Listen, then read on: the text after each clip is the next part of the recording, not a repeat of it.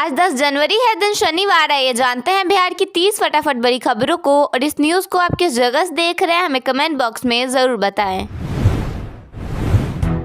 8 महीने बाद तेज प्रताप यादव दिल्ली में अपने पिता लालू प्रसाद यादव से मिलने आए। इस दौरान उन्होंने पिता और बहन दोनों को दही चूड़ा का न्योता दिया। वहीं कोर्ट परिसर में उनकी मुलाकात तेजस्वी यादव से हुई, लेकिन दोनों के बीच कोई बातचीत नहीं हुई।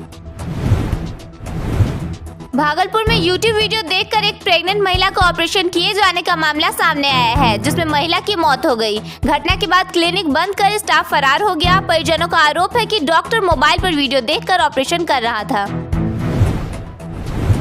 वैशाली में बीजेपी नेता के भाई का शव बरामद किया गया है। परिवार का कहना है कि वह पिछले कई दिनों से डिप्रेशन में था। लैंड फॉर जॉब मामले में लालू प्रसाद यादव के परिवार समेत 41 लोगों पर आरोप तय किए गए हैं। कोर्ट ने टिप्पणी करते हुए कहा कि लालू परिवार ने आपराधिक गिरोह की तरह काम किया है। बिहार में कड़ाके की ठंड का असर जारी है। भागलपुर में ठंड से एक युवक की मौत हो गई, जबकि बांका में 80 क्विंटल मछलियां मर गईं। राज्य के 15 जिलों में न्यूनतम तापमान 6 डिग्री सेल्सियस के नीचे दर्ज किया गया। बिहार में 22 IAS अधिकारियों का तबादला किया गया है। श्रीकांत कुंडली खांडेकर को पटना का DDDC बनाया गया, जबकि UPSC टॉपर शुभम को नालंदा का DDDC नियुक्त किया गया है।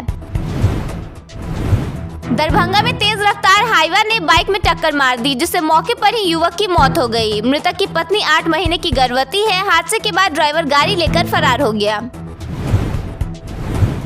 बिहार में 2 हाईटेक पुलिस भवन बनाए जाएंगे। गृह मंत्री ने इसकी मंजूरी दे दी है। पटना में 15 करोड़ 38 लाख रुपए की लागत से G+6 मल्टी स्टोरेज थाना बनेगा, जबकि मुजफ्फरपुर में G+4 SSP कार्यालय का निर्माण होगा। मोतिहारी में सब इंस्पेक्टर पंकज कुमार का घूस मांगते हुए ऑडियो सामने आया है। आरोप है कि उन्होंने दोस्त के अकाउंट में पैसे मांगे थे। मामले में SP ने उन्हें सस्पेंड कर दिया है।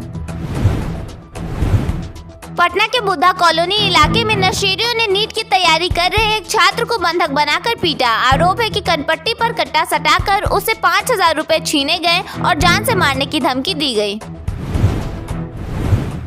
मुजफ्फरपुर में एक शख्स को प्रतिबंधित मांस के शक में पकड़ा गया, जिसके बाद भीड़ ने उसकी बेरहमी से पिटाई कर दी। पुलिस के सामने भी उस पर लात घूंसे बरसाए गए। जांच में वो मानसिक रूप से बीमार निकला।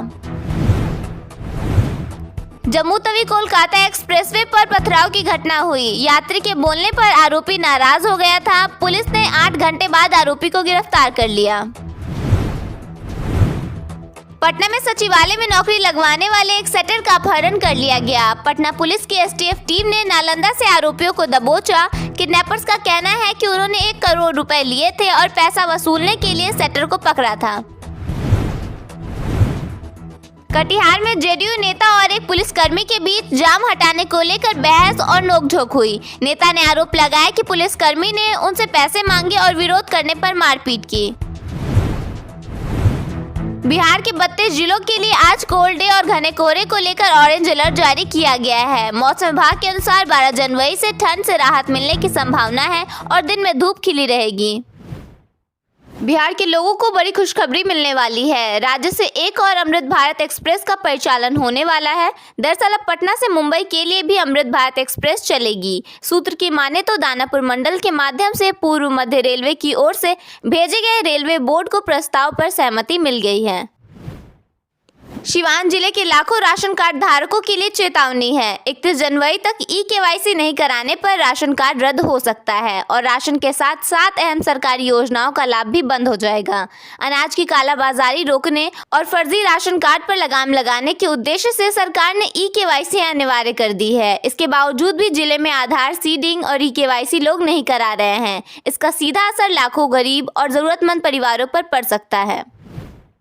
बिहार में किसानों के लिए महाअभियान चल रहा है। इस बीच राजस्व एवं भूमि सुधार विभाग की तरफ से फार्मर ID बनाने की तारीख बढ़ा दी गई है। अब बिहार में किसान 10 जनवरी तक ID बनाने के लिए शिविर में आ सकते हैं। फार्मर रजिस्ट्री के लिए आधार कार्ड, जमीन से जुड़े दस्तावेज और मोबाइल नंबर जरूरी है। फार्मर ID बनने पर PM किसान की राशि सीधे बैंक खाते में मिलेगी। कृषि विभाग की सभी योजनाओं का लाभ मिलेगा और जमाबंदी का शुद्धिकरण होगा। इससे किसान बिना किसी रुकावट के सभी सरकारी योजनाओं का लाभ ले सकेंगे। जेपी गंगा पथ पर दुकानों का आवंटन फिर टल गया है। प्री फैब्रिकेटेड दुकानों को हटाकर जयपुर और इंदौर मॉडल पर नए डिजाइन की करीब 300 दुकानें लगेंगी। नगर निगम और पटना स्मार्ट सिटी लिमिटेड इसकी तैयारी कर रहे हैं। डिजाइन बदलाव के कारण आवंटन में देरी होगी और गंगा पथ को अधिक आकर्षक व व्यवस्थित बनाया जाएगा। बिहार में हर घर शुद्ध जल नल योजना जमीनी स्तर पर विफल दिख रही है। 3 करोड़ से अधिक घरों तक शुद्ध पानी पहुंचाने के दावे के बावजूद कई इलाकों में लोग पानी को तरस रहे हैं। कहीं नल से खेतों की सिंचाई हो रही है तो कहीं घरों में पानी नहीं आ रहा है। ग्रामीण क्षेत्रों में स्थिति बदतर है, जहां पाइप बिछने के बावजूद नियमित आपूर्ति नहीं है, जिससे ग्रामीणों में आक्रोश है।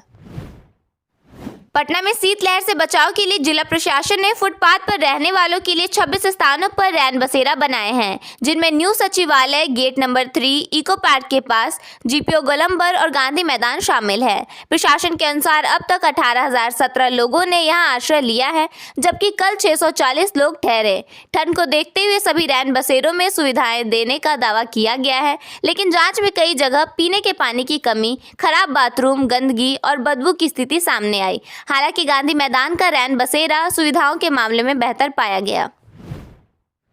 बिहार में 4 इंडस्ट्रियल पार्क का निर्माण होने वाला है। सभी 4 इंडस्ट्रियल पार्क का निर्माण औरंगाबाद, गया, कैमूर और रोहतास जिले में किया जाएगा। इससे चारों जिलों को बड़ा फायदा हो सकेगा। उद्योग मंत्री दिलीप जायसवाल के मुताबिक वाराणसी कोलकाता एक्सप्रेसवे के रूट में चारों इंडस्ट्रियल पार्क बनाए जाएंगे।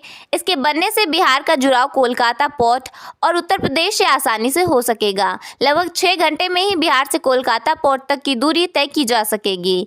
ऐसे में बिहार के चारों जिलों में बने सामान को दूसरे राज्यों में भेजने में भी आसानी होगी। सीतामढ़ी में 2.16 लाख किसान फार्मर आईडी और ई-केवाईसी के अभाव में कृषि योजनाओं का लाभ खो सकते हैं। कृषि विभाग ने प्रधानमंत्री किसान सम्मान निधि और फसल बीमा जैसी योजनाओं के लिए इसे अनिवार्य किया है। वंचित किसानों के लिए 9 जनवरी को 707 राजस्व गांवों में विशेष कैंप लगेंगे। जिला कृषि पदाधिकारी ने सभी किसानों से जल्द पंजीकरण कराने का आग्रह किया है, ताकि वे सरकारी लाभ से वंचित न रहें। गुरुवार को राजधानी सहित कई एक्सप्रेस ट्रेनें घंटों लेट रही। 2 से 5 घंटे देरी से गया पहुंची। प्लेटफॉर्म पर यात्रियों को लंबा इंतजार और भारी परेशानी झेलनी पड़ी। सीतामढ़ी के स्कूलों में अब पढ़ाई के साथ अनुशासन, स्वच्छता और सुरक्षा पर विशेष ध्यान दिया जाएगा। शिक्षा विभाग ने नई मानक कार्य प्रणाली जारी की है, जिसके तहत मध्याह्न भोजन के बाद बचे जूठे भोजन और आवारा कुत्तों की आवाजाही पर रोक लगाई जाएगी। प्रधानाध्यापक और शिक्षक स्कूल परिसर की साफ सफाई और बच्चों की सुरक्षा सुनिश्चित करेंगे। खाद्य अपशिष्ट का उचित निपटान होगा और कुत्तों को भोजन देना प्रतिबंधित रहेगा। गया जी में जमुतवी एक्सप्रेस ट्रेन पर पत्थरबाजी की गई। इससे जुड़ा एक वीडियो सोशल मीडिया पर तेजी से वायरल हो रहा है। साथ ही पत्थरबाजी को लेकर पुलिस ने फौरन एक्शन लेते हुए एक युवक को गिरफ्तार भी कर लिया है।